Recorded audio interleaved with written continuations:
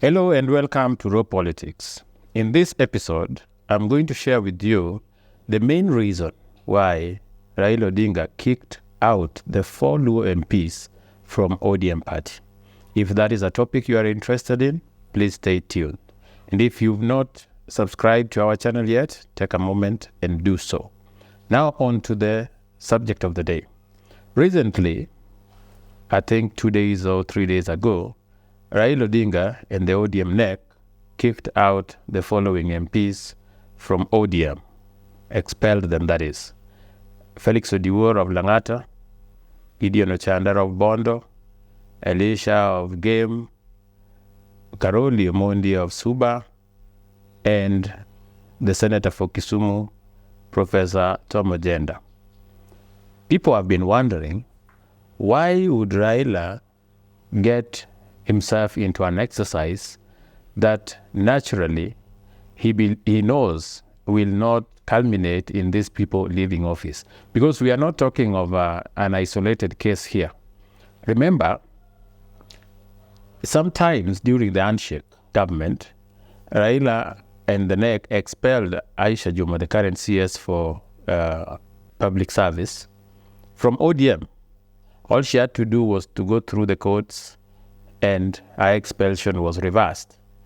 Though she never worked with ODM moving forward, but she did not lose her seat. So knowing that, why would Raila Odinga still be involved in what you would call a fool's errand? Here is the reason. The main reason is control of Luo Nyanza. That is the main reason. I'm going to share 4 reasons, but one is main. The main reason is control of Luo Nyanza. Now, why is the control of Luo Nyanza so important to Raila Odinga that he would expel these 4 individuals from his party? Let me tell you something. The Odingas, since independence, have controlled the politics of Luo Nyanza without any type of opposition. Because anytime there will be an opposition, it would be crushed very fast. Anytime somebody opposed the Odingas in Luo Nyanza, they were crushed very fast.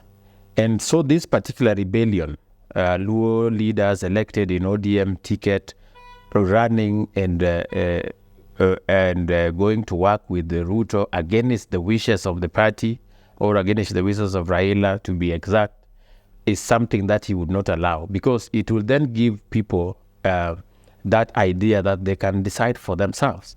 And over the 60 years that we've been independent, Luo Nyanza is the least democratic place in the country. It is the only region that has had the political leadership being handled by one family since independence. And that family thinks for the people. They decide what the people should do politically. And even sometimes they decide our culture. And so, if there were rebels, people who were trying to challenge the status quo, they had to be dealt with. And that is why Raila picked on the Luo MPs.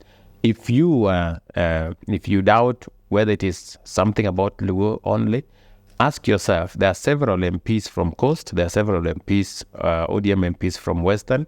Even ODM MPs from Kisii have visited State House several times. They have openly and publicly made it clear that they are working with President Ruto. They recognize him against the wishes of Raila. And none of them is fined or let alone being expelled. But with these particular Luo MPs, they have not been against Raila in any way. They just said, we will work with the current government for the benefit of our people. And so they had to be crushed. That is the main reason. It is the control of Luo land. And the reason as to why the Odingas will never let anybody try to overthrow them or outstage them from the control of Luo land is because that is their own currency. Their main currency. The one thing that has made the Odingas super rich is the control of Luo Nyanza, because then they use the Luo tribe as a bargaining chip on every table, whether it is with Kenyatta, whether it is with Moi, whether it is with Kibaki, whether it is with Uhuru or Ruto. It is the Luo that the Odingas would bring on the table for bargain. And so if somebody want to wrestle Luo out of them, they won't sit and watch. That is number one. Number two is, in my opinion, the politics of succession. Of late, there has been a debate of who is supposed to succeed Raila, considering his age and the fact that eventually he will have to leave the scene, the political scene, that is the leadership of Luo Nyanza or ODM as a party. And Raila's, none other than Raila's brother, Luo Odinga, was proposing a name of Wandai, and others have been proposing other names. So in the succession politics, if these particular Luo MPs, the so-called rebels, were to be given a chance to shine, do something that is so different that people would see, oh, this is how it's good to work with government. These are the benefits that you get when you are not a rebel without a cause. Then chances are that Luos would want to pick any of them as their leader, maybe Jalang'o or others. So to ensure that the succession is limited to those who Raila can control, he has to eliminate these particular Luo rebels. I think that is also another important reason. Eliminating people that he doesn't consider as loyalists from the scene, so that the people who will have a chance to compete are people he can control. Number 3 is setting a trap for President Ruto. If you look at this thing, Raila is on the dialogue table with Ruto as we speak. One of the subjects of discussion is the independence of political parties. Raila is saying that the current government, the current regime, has no respect for political parties and would want to turn Kenya back to a single-party dictatorship or a single-party country. And this is something that Kenya Kwanza government has denied. But then Raila now expels these particular people to trap the Kenya Kwanza government, especially President Ruto. If President Ruto is to defend these particular individuals, akina Jalang'o, maybe through parliament, ensuring that they are not removed from committees and other things, then Raila will say, I told you that we are on the streets and we are complaining because our democracy is being reversed. And if, let's say, the president says, okay, fine, I will not get involved, let ODM does whatever they do. And on the other hand, the MPs who have sacrificed everything to stand with the president would feel betrayed. So it's a political trap, a catch-22 kind of.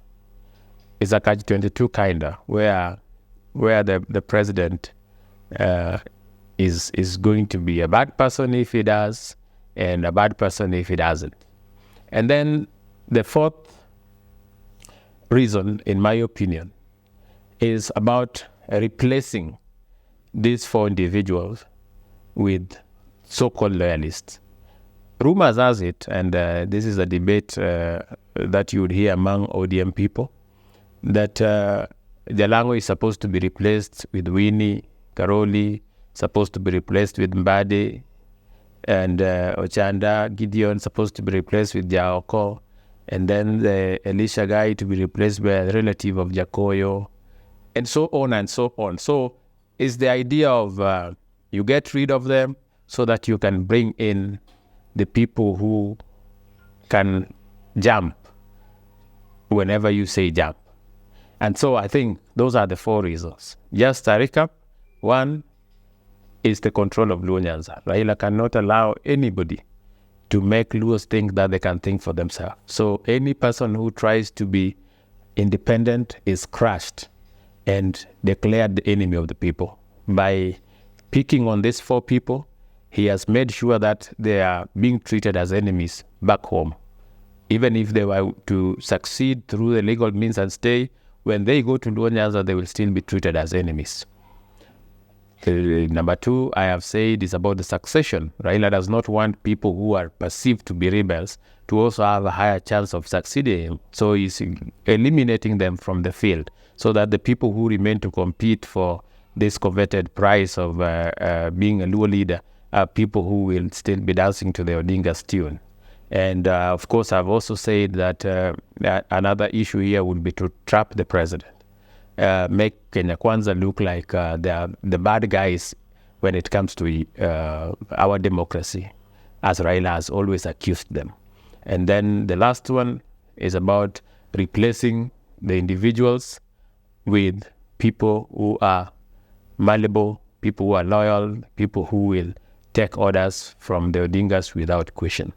If you find videos like this interesting, please consider subscribing.